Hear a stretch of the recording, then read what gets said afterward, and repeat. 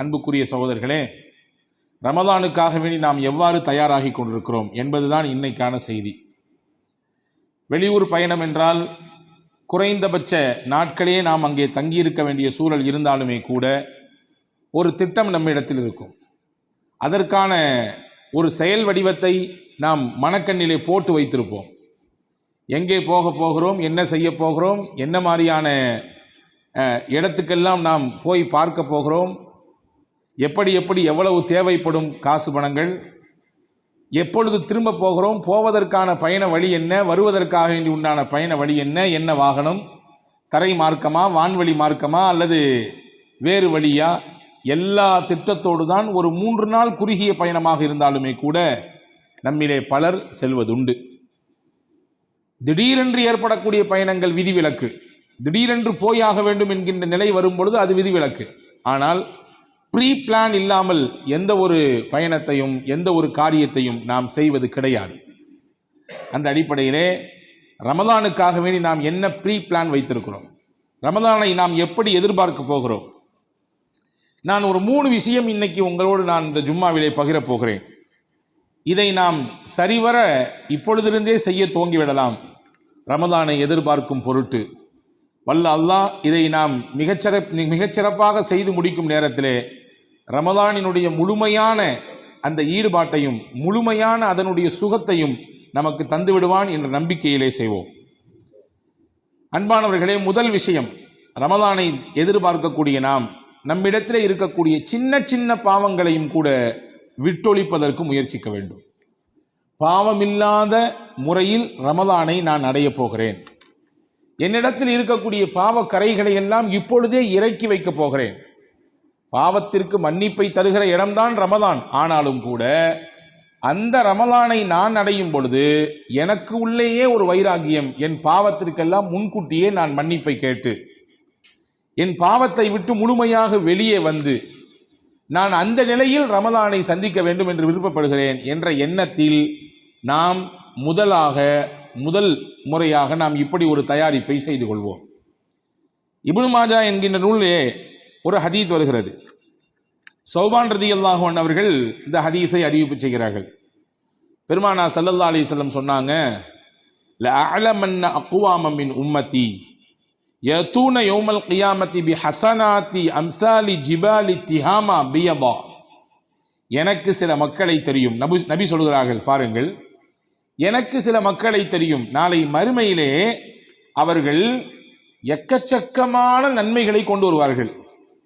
எக்கச்சக்கமான நன்மை. அதன் அளவை ரசூலுல்லாஹ் குறிக்கும் பொழுது சொன்னார்கள், அங்கே அப்பொழுது சஹாபாக்களுக்கு விளங்கும் விதமாக சொன்னார்கள், பக்கத்திலே திஹாமா என்று ஒரு இடம் இருக்கிறது, அங்கே ஒரு பிரம்மாண்டமான மலை இருக்கிறது. அந்த மலை எம்பிட்டு பெருசு இருக்குதோ அவ்வளவு அதிகமாக நன்மைகளோடு வருவார்கள் சில மனிதர்கள். ஆனால்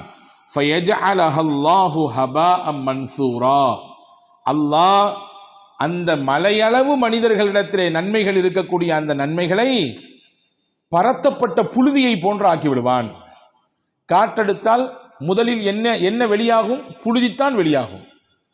புழுதி அப்படி காற்றோடு காற்றாக பறந்து போய்விடும். அப்படி மலையளவு நன்மை வைத்து வந்தார்கள், ஆனால் அல்லாஹ் பரத்தப்பட்ட புழுதிகளாக அதை ஆக்கிவிடுவான்.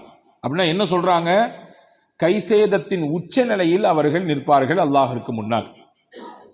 இந்த ஹதீத்தின் அறிவிப்பாளர் செய்தனா சௌபான் ரலியல்லாஹு அன்ஹு அவர்கள் கேட்கிறார்கள் ரசூலிடத்திலே, யா ரசூலல்லாஹ் சிஃப்ஹும் லனா, ஏன் அல்லாஹு தாலா அந்த மக்களினுடைய நன்மைகளை எல்லாம் புழுதியாக மாற்றிவிட்டான்?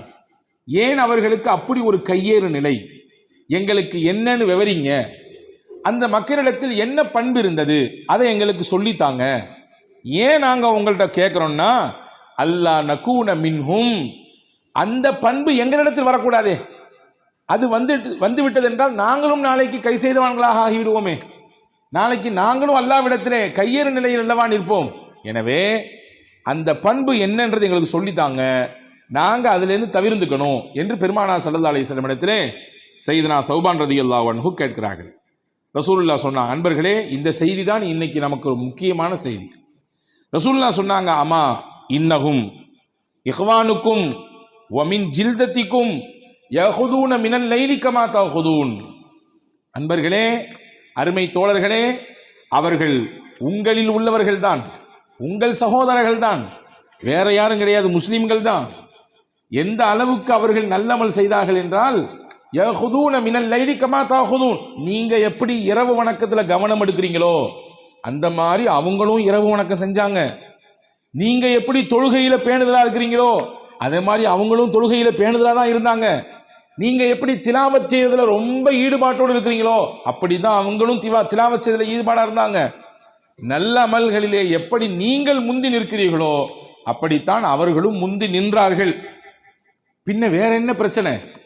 நன்மை தான் நிறைய இருக்குதே, எக்கச்சக்கமா இரவு வணக்கம் இருக்குதே, ஏகப்பட்ட குர்ஆன் ஷரீஃபினுடைய நன்மைகள் இருக்கிறது, வேற என்ன வேணும்? ஏன் அல்லாஹ் அவங்களுடைய நன்மைகளை எல்லாம் தூள் தூளா பரப்பி போட்டான் என்று சஹாபாக்கள் கேட்க நபி சொன்னார்கள், அந்த மனிதர்களிடத்திலே ஒரே ஒரு பண்பு இருந்தது.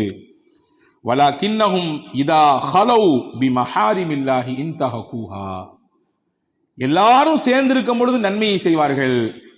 இண்டிவிஜுவல் வாழ்க்கை என்று பார்த்தால், தனிப்பட்ட வாழ்க்கை என்று பார்த்தால், வெளியே போய்விட்டால் அவர்கள் ஹராமோடு ஹராமாக கலந்து அதிலேயே மூழ்கி கிடப்பார்கள்.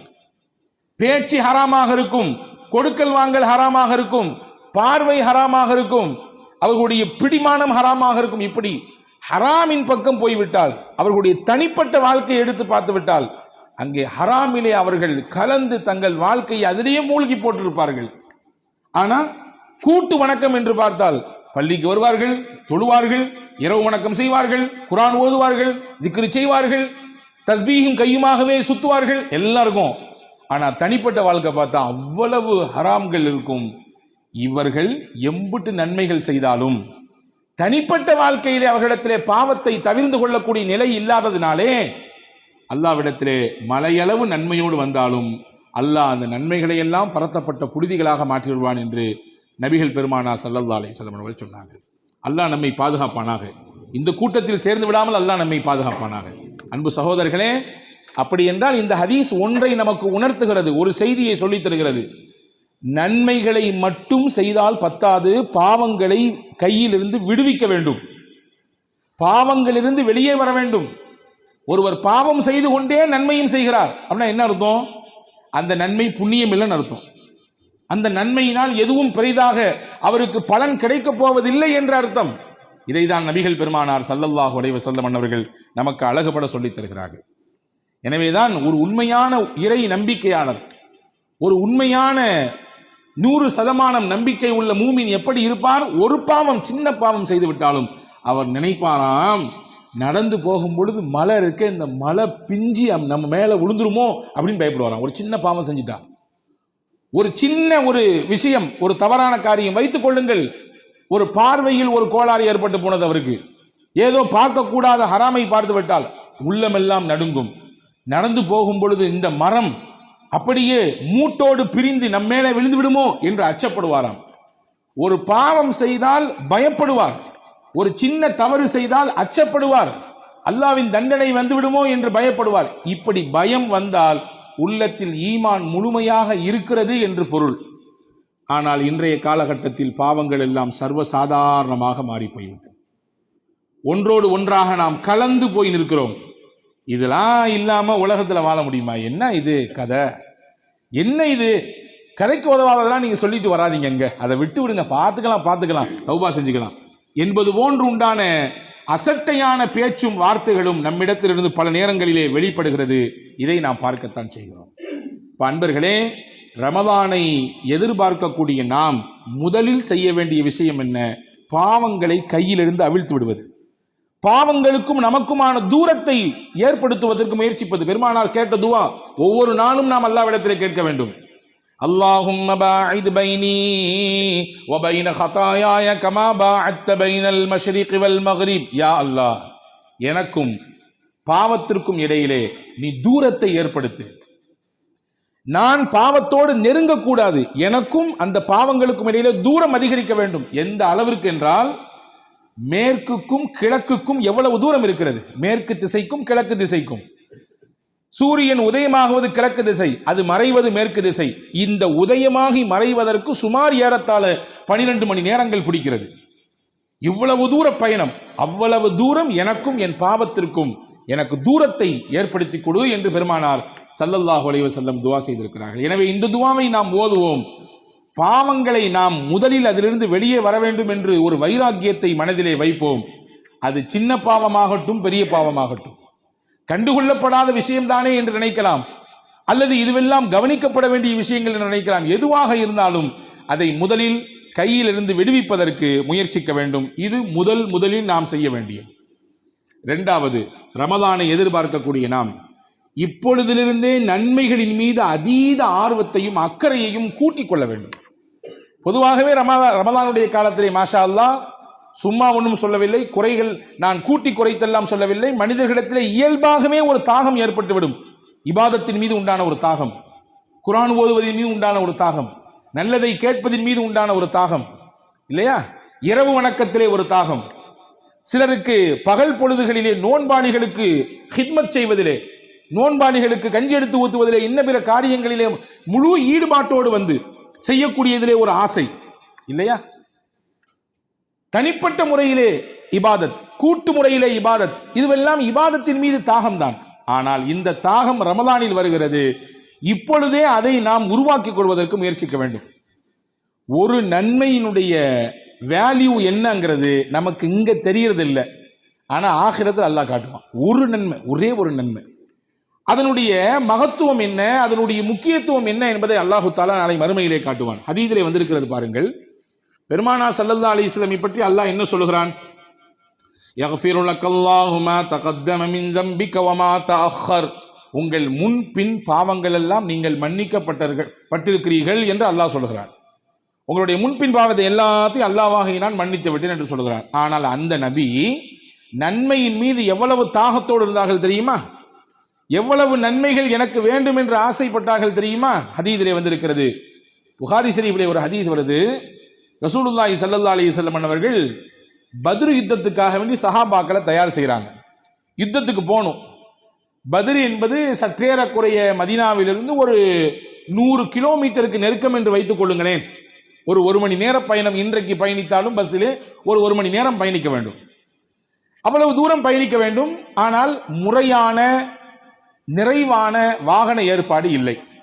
இருக்குது, ஒட்டகங்கள்லாம் இருக்குது, ஆனாலும் ஒரு ஆளுக்கு ஒரு வாகனம் இல்லை. ஒரு வாகனத்துல 3 பேர் ஷேர் பண்ணி போகணும். அப்படியான ஒரு நிலை. 3 பேர் ஷேர் பண்ணி தான் ஒரு வாகனத்துல பயணிக்கணும். ஆனா ரசூலுல்லாஹ் நினைச்சாங்க அப்படி பயணிப்போம், அதுல ஒன்றும் குறையில்லை. ஆனா 3 பேரும் சேர்ந்து ஒன்னா ஏறி உட்கார்ந்து அந்த வாயில்லா ஜீவனுக்கு தொந்தரவு தர வேண்டாம். யாராவது 2 பேர் ஏறி உட்கார்ந்துக்கலாம், ஒருத்தவரும் நடந்து வரலாம்.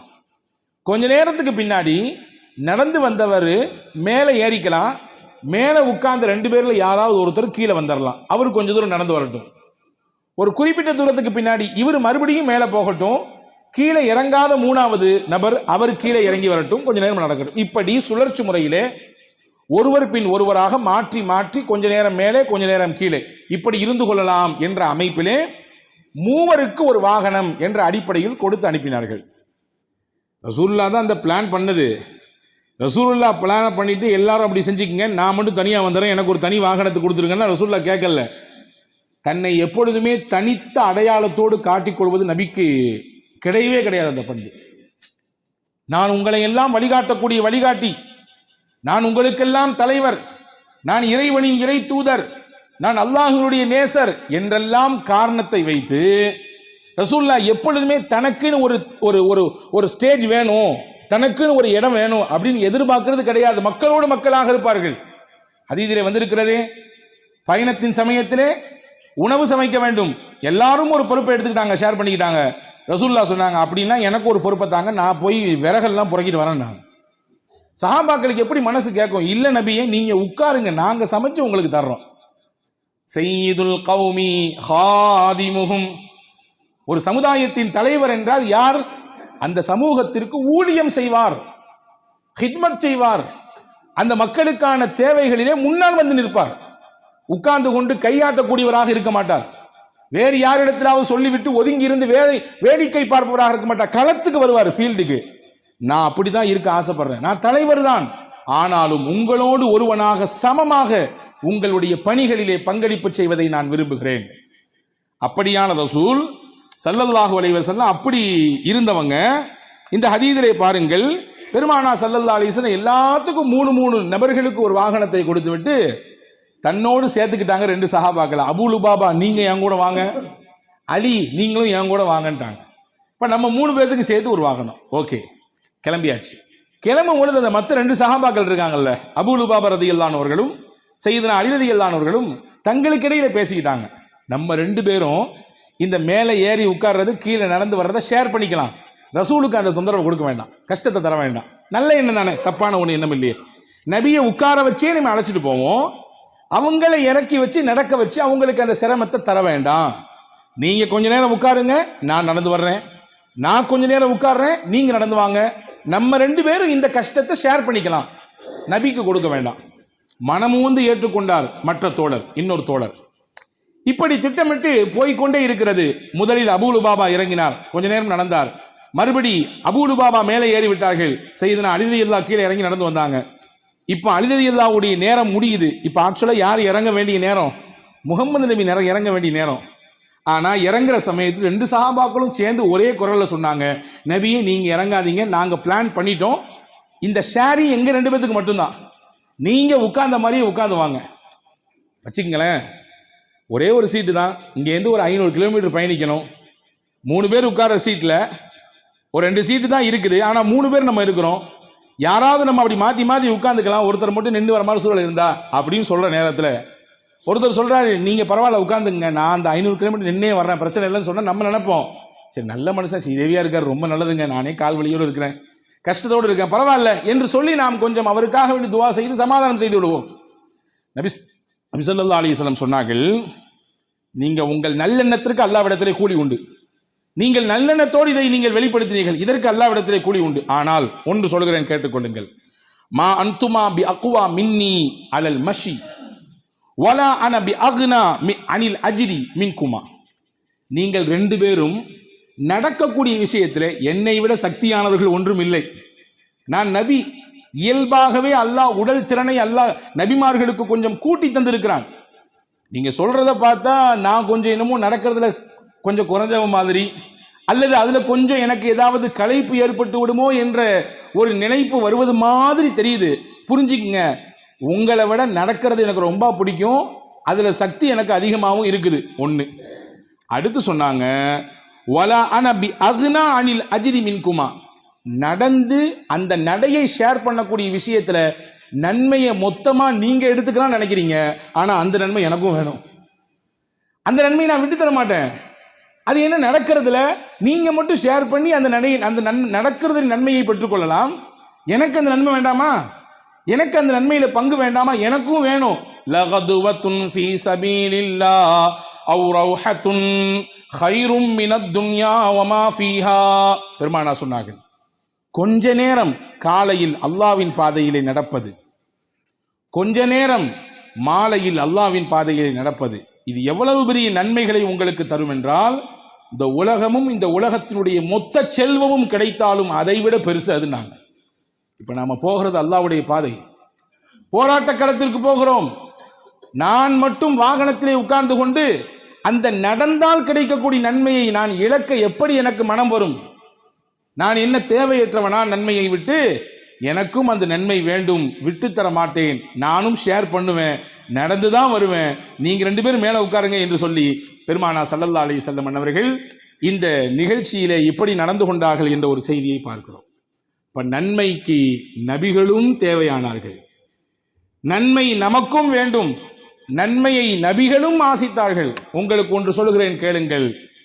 நாளை மறுமையிலே சில மனிதர்கள், சொர்க்கவாதிகள் சங்கடப்படுவார்களாம். பொதுவாகவே சொர்க்கத்தில் நிறைய விஷயம் இல்லை. என்ன இல்லை? வேர்வை இல்லை, மலஜலம் கழிக்க வேண்டிய தேவை இல்லை. அதே மாதிரி இந்த உலகத்தில் இருக்க மாதிரி கவலை சொர்க்கவாதிகளுக்கு கவலை கிடையாது, கவலையே இல்லை. ஆனால் ஹதீஸிலே வந்திருக்கிறது, சொர்க்கத்திலே சொர்க்கவாதிகள் ஒரு விஷயத்தை பற்றி அவர்கள் கை சேதப்படுவார்கள், அவர்கள் வருத்தப்படுவார்கள். எந்த விஷயத்தை பற்றி, எதற்காக வேண்டி அந்த வருத்தம் இருக்கும்? லைஸ யதஹஸ்ஸரு அஹ்லுல் ஜன்னா இல்லா அலா சாஅத்தின் மர்ரத் பிஹிம் லம் யذ்குரு அல்லாஹ் தஆலா ஃபீஹா. அல்லாவை நினைவு கூறாமல் இருந்த ஒரு சில நிமிடங்களை பற்றி அவங்க வருத்தப்படுவாங்க. இந்த நேரத்தில் ஒரு 10 சுப்ஹானல்லாஹ் சொல்லியிருந்தா நல்லா இருக்குமே, ஒரு 2 ரக்காத் தொழுதா நல்லா இருந்திருக்குமே, ஒரு 10 100 அஸ்தக்ஃபிருல்லாஹ் சொல்லியிருந்தால் நிறைய நன்மை கிடைச்சிருக்குமே என்று நினைத்து ஏற்கனவே சொர்க்கத்தின் சுகங்களை அனுபவித்துக் கொண்டிருக்கக்கூடிய சொர்க்கவாதிகள் ஏன் நாம் இதை தவறவிட்டோம், இந்த நன்மையை நாம் ஏன் இழந்தோம், இந்த நேரத்தை நாம் ஏன் விட்டோம் என்று சொர்க்கவாதிகள் வருத்தப்படுவார்கள் என்ற ஒரு செய்தியை முஆத் இப்னு ஜபல் ரலியல்லாஹு அன்ஹு அவர்கள் அறிவிக்கிறார்கள். தபரானி ஷரீஃபிலே இந்த ஹதீஸ் வந்திருக்கிறது. அப்படி என்றால் நன்மையை எதிர்பார்ப்பதிலே நாயகமும் விதிவிலக்கு அல்ல, நன்மையை பெற்றுக்கொள்வதிலே சொர்க்கவாதிகளும் விதிவிலக்கு அல்ல. இப்ப நன்மைகளை நாம் இப்பொழுதிருந்தே கொஞ்சம் கொஞ்சமாக செய்வதற்கு, அதிகப்படியாக செய்வதற்கு, ஆர்வத்தோடு அதீத இன்ட்ரெஸ்டோடு ஒரு ஈடுபாட்டோடு அதை செய்வதற்கு நாம் முயல வேண்டும். இதை நாம் செய்ய தொடங்கிவிட்டால் ரமதான்ல இன்னும் அதிகமாக ஆர்வத்தோடு செஞ்சிருவோம் இல்லையா? இது 2. 3வது விஷயம், ரமதானை எதிர்பார்க்கக்கூடிய நாம் நம்முடைய நேர காலங்களை மிகச்சரியாக இப்பொழுதே திட்டமிடுவதற்கு தொடங்கிவிட வேண்டும். அழகான முறையிலே திட்டமிட்டு ரமதானுடைய பகல், ரமதானுடைய இரவு, ரமதானுடைய சஹர், ரமதானுடைய இஃப்தார், அது எப்படி நாம் மிகச்சிறப்பாக திட்டமிடுவது, என்னுடைய வேலைக்காக வேண்டி உண்டான நேரங்கள் என்ன, என்னுடைய வீட்டு பணிகளை பார்ப்பதற்காக வேண்டி உண்டான நேரங்கள் என்ன, குர்ஆன் ஷரீஃபின் திலாவத்திற்கு நான் கொடுக்கும் நேரம் என்ன, சதக்கா போன்ற பொது காரியங்களிலே ஈடுபடுவதற்கு நான் கொடுக்கும் நேரங்கள் என்ன, திட்டங்கள் என்ன, பொதுமக்களுடைய குறைகளை கேட்டு அதை நிவர்த்தி செய்வதற்கு என் உறவுகள் சொந்தங்கள் அதையெல்லாம் பார்ப்பதற்கான நேரங்கள் என்ன என்று அழகான முறையிலே நேரங்களை திட்டமிட்டு ரமதானை நாம் இப்பொழுதே ஒரு அட்டவணையை போட்டு வைத்துக் கொள்ள வேண்டும். சில நேரங்களில் நமக்கு ஏற்படக்கூடிய சின்ன கவனக்குறைவு பெரிய விஷயத்தை நாம் அதனால் இழந்து விடுவோம். ஒரு சின்ன கவனக்குறைவு பெரிய விஷயத்தை இழந்து விடுவோம். பாருங்கள், ஹதீஸில் ஒரு செய்தி வந்திருக்கிறது. உமர் ரலியல்லாஹு அன்ஹுடைய சபைக்கு ஹஜ்ரத் ரசூல் உமர் ரலியல்லாஹு அன்ஹு அபூ மூஸா அஷ்அரி ரலியல்லாஹு கூப்பிட்டு அனுப்புறாங்க. அபூ மூஸா அஷ்அரி ரலியல்லாஹு அன்ஹு முக்கியமான சஹாபி. ஹலீஃபா உமர் கூப்பிட்டுருக்காங்கன்னு கேள்விப்பட்டு வந்தாங்க. பொதுவாகவே யார் அழைத்தாலும், அவர்கள் அழைத்தாலும் சரி, அழைக்காமல் நாம் அவரை சந்திக்க சென்றாலும் சரி, அனுமதி கேட்டு செல்ல வேண்டும். இது மார்க்கம் சொல்லக்கூடிய அழகிய ஒரு நாகரீகம். அனுமதி இல்லாம ஏதோ போன மாதிரி போயிடக்கூடாது. இப்ப இந்த அபூ மூஸா அஷ்அரி ரலியல்லாஹு அன்ஹு உமர் ரலியல்லாஹு அனுப்பிச்சாங்கன்னு வந்தாங்க வீட்டுக்கு. வெளியில வந்து சலாம் சொன்னாங்க. சலாம் அலைக்கும், சலாம் அலைக்கும், சலாம் அலைக்கும் 3 முறை சலாம் சொன்னாங்க. நான் அபூ மூஸா வந்திருக்கேன், உள்ள வரட்டுமா? நான் அபூ மூஸா வந்திருக்கிறேன், உள்ள வர்றதுக்கு எனக்கு அனுமதி உண்டா? நான் அபூ மூஸா வந்திருக்கிறேன், உள்ள எனக்கு அனுமதி தருவீங்களான்னு கேட்டாங்க. பதிலே இல்லை. 3 தடவை கேட்கணும், எங்க போனாலும் சரி. பதில் கிடைக்கவில்லை என்றால் இர்ஜிஉ ஃபர்ஜிஉஹு அஸ்காலக்கும், குர்ஆன் சொல்கிறது, நீங்கள் திரும்பி போய் விட வேண்டும், அதுதான் உங்களுக்கான தூய்மையான வழி. அங்கேயே நின்றுட்டு இருக்க வேண்டிய தேவையில்லை. 3 தடவை நீங்க கேட்டீங்க அனுமதி கிடைக்கலையா, திரும்பி போயிருங்க, பின்ன சந்திச்சுக்கலாம். அபூ மூஸா அஷ்அரி ரலியல்லாஹு அன்ஹு அவர்கள் இதை அப்படியே செய்தார்கள். அடுத்து சில நாட்களுக்கு பிறகு மறுபடியும் உமர் ரலியல்லாஹு அபூ மூஸாவும் மீட் பண்ணிக்கிறாங்க. இப்போ உமர் ரலியல்லாஹு கோவப்பட்டாங்க. ஏன் நான் உங்களை கூப்பிட்டேனே, ஏன் நீங்க வந்து பார்க்கல? முக்கியமான சில விஷயங்கள் பேச வேண்டியது இருந்தது, சில முடிவுகள் எடுக்க வேண்டியது இருந்தது, நீங்க ஏன் வரல அப்படின்னு கேட்டாங்க. அபூ மூஸா சொன்னாங்க ரலியல்லாஹு அன்ஹு, நான் வந்தேன், உங்க வீட்டில் வந்து அனுமதியும் கேட்டேன், எந்த பதிலுமே எனக்கு இல்லை. 3 தடவை கேட்டேன், நீங்க அனுமதி எனக்கு கிடைக்கல, அதனால திரும்பி போயிட்டேன். ஏன் 3 தடவை கேட்டு 4வது தடவை கேட்கக்கூடாதா? ஏன் திரும்பி போனீங்க? நான் வர வரை வெயிட் பண்ணிருக்கலாமே. இல்ல கலீஃபா, ரசூல் சொல்லியிருக்காங்க, ஒருவர் வீட்டிலே 3 தடவை அனுமதி கேட்டு அனுமதி கிடைக்கவில்லை என்றால் திரும்பி போய்விட வேண்டும் என்று. உமர் ரலியல்லாஹு கேட்டாங்க, இது என்ன புது செய்தியா இருக்குது, கேள்விப்படாத செய்தியா இருக்கு, இதுக்கு என்ன ஆதாரம் கொண்டு வாங்கண்ணா, இதுக்கு என்ன ஆதாரம் கொண்டு வாங்க, ரசூலுல்லாஹ்ட்ட எப்போ கேட்டீங்க இந்த ஹதீஸை, எனக்கு நான் கேள்விப்படாத செய்தியா இருக்குதுன்னாங்க. உடனே அபூ மூஸா அஷ்அரி ரலியல்லாஹு ஓடி போனாங்க. மஸ்ஜித் நபவியில் ஒரு சபை உட்கார்ந்துருந்துச்சு. அந்த சபையில் கல்வியாளர்கள்லாம் இருந்தாங்க. சையதுனா உபை இப்னு கஅப் ரலியல்லாஹு ரொம்ப முக்கியமான சஹாபி, ரசூல் ஸல்லல்லாஹு அலைஹி வஸல்லமுக்கு குர்ஆனை அப்படியே ஓதி காண்பித்தவர். கேட்டாங்க, ரசூல் சொன்னாங்க, உங்கள்கிட்ட ஓதி அதை நான் கேட்கணும்னு அல்லாஹ் சொல்றான், விரும்புறான்னாங்க. அப்படிப்பட்ட கல்வியாளர், நீங்க குர்ஆனை ஓதணும், அதை நான் கேட்கணும், அல்லாஹ் விரும்புறான். உபை இப்னு கஅப் ரலியல்லாஹு போய் அபூ மூஸா சொல்றாங்க, இந்த மாதிரி உமர் ரலியல்லாஹு கலீஃபா கேட்கறாங்களே, என்ன செய்யறது? உபை இப்னு கஅப் ரலியல்லாஹு ரொம்ப சிம்பிளா சொன்னாங்க, இந்த செய்தி தான் சின்ன பிள்ளைகளுக்கும் தெரியுமே, 3 தடவை அனுமதி கேட்கணும், பதில் கிடைக்கணும்னா திரும்பி போயிடணும்ன்ற செய்தியை நான் சொல்ல வேண்டிய அவசியம் இல்லை, இந்த சபையில் இருக்கக்கூடிய சின்ன பிள்ளை கூட வந்து சொல்லும் ரசூலுல்லாஹ் சொல்லியிருக்காங்கன்ற செய்தி அந்த சின்ன பிள்ளைகளுக்கு கூட தெரியும். சொல்லுங்க, எந்திரிங்க. அபு சயீத் எந்திரிங்க. அபு சயீதுல் குத்ரி ரலியல்லாஹு எழுப்பி இவரை கூட்டு போங்க, இவருக்கு அந்த ஹதீஸ் தெரியும். ரசூலுல்லாஹ் வந்து ஹலீஃபா உமர் ரலியல்லாஹு இடத்துல வந்து சொல்லுவார். அபு மூசா ரலியல்லாஹு அன்ஹு அந்த சிறுமகன், அதாவது வயதிலே குறைந்த வாலிபராக இருக்கக்கூடிய அந்த அபு சயீதுல் குத்ரி ரலியல்லாஹுவை அழைத்து கொண்டு போய் சையதுனா உமர் ரலியல்லாஹுக்கு முன்னாடி நிப்பாட்டுறாங்க. அபு சயீதுல் குத்ரி ரலியல்லாஹு இந்த ஹதீஸை அப்படி வாசிக்கிறாங்க. ரசூலுல்லாஹி ஸல்லல்லாஹு அலைஹி வஸல்லம் அவர்கள் சொன்னார்கள், நீங்கள் யாருடைய வீட்டுக்கு போனாலும் அங்கே போய் 3 முறை நீங்கள் அனுமதி கேளுங்கள். அனுமதி கிடைத்தால் உள்ளே போங்கள், அனுமதி இல்லை, ஒண்ணுமே பதிலும் கிடைக்கல, அல்லது நீங்க திரும்பி போயிருங்கம்மா பின்ன பார்க்கலாம்னு சொன்னாங்கன்னா நீங்க திரும்பி வந்துருங்கன்ற ஹதீதை சையதுனா அபு சயீதுல் குத்ரி ரலியல்லாஹு அன்ஹு படிச்ச உடனே உமர் ரலியல்லாஹு அன்ஹு அவர்கள் உடனே சட்டுன்னு கீழே இறங்கி வந்தாங்க. இதுதான் சஹாபாக்களுக்கும் நமக்குமான டிஃபரெண்ட். ஏதாவது ஒரு விஷயத்திலே நம் மனம் ஒன்று சொல்லும், ஆனால் மார்க்கம் ஒன்று சொல்லும். மார்க்கம் சொல்வதுதான் எனக்கு முதன்மையானது, மனம் சொல்வது 2ஆம் கட்டமானது என்ற முடிவுக்கு சஹாபாக்கள் வந்தார்கள். உடனே சொன்னாங்க அபு முசாட்ட, நான் அந்த ஹதீஸ் எனக்கு கிடைக்கலையே, எனக்கு தெரியுது போல தெரியுது, நான் கொஞ்சம் என்னுடைய கொடுக்கல் வாங்கல்ல அங்கும் இங்கும் வெளியே பிஸியா இருந்ததுனால நபி இடத்திலிருந்து இந்த விஷயத்தை கேட்க நான் மறந்துட்டேன், விட்டுட்டேன். கொஞ்சம் அங்க இங்கேயும் நான் கவனம் வச்சிருந்ததுனால முக்கியமான ஒரு செய்தி எனக்கு மிஸ் ஆகி போயிடுச்சு. இது எப்படி மிஸ் ஆயிடுச்சு எனக்கு வாழ்க்கையில், எவ்வளவு பெரிய ஒரு துரதிர்ஷ்டம் இது என்று சொல்லி சையதுனா உமர் ரலியல்லாஹு அன்ஹு வருத்தப்பட்டார்கள் என்ற ஹதீஸை நாம் பார்க்கிறோம். அப்படின்னா என்ன சொல்ல வர்றேன் அப்படின்னா, நாம் எடுக்கக்கூடிய சின்ன சின்ன விஷயங்கள் கூட ரமதானிலே நமக்கு ஒரு பெரும் இழப்பையோ அல்லது நன்மையினுடைய பாக்கியத்தை இழக்கக்கூடிய சூழலையோ ஏற்படுத்தி விடக்கூடாது.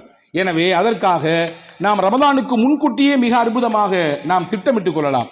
நம்முடைய ரமதானுக்கான அட்டவணையை போட்டுக் கொள்ளலாம். நான் சொன்னேனே, இபாதத்துக்கு என்ன அட்டவணை, கூட்டாக வணக்கம் எப்பொழுது, தனிப்பட்ட இண்டிவிஜுவல் வணக்கம் எப்பொழுது, நாம் யோசிக்க வேண்டும் அன்பர்களே, ஒவ்வொருவரும் யோசிக்க வேண்டும்.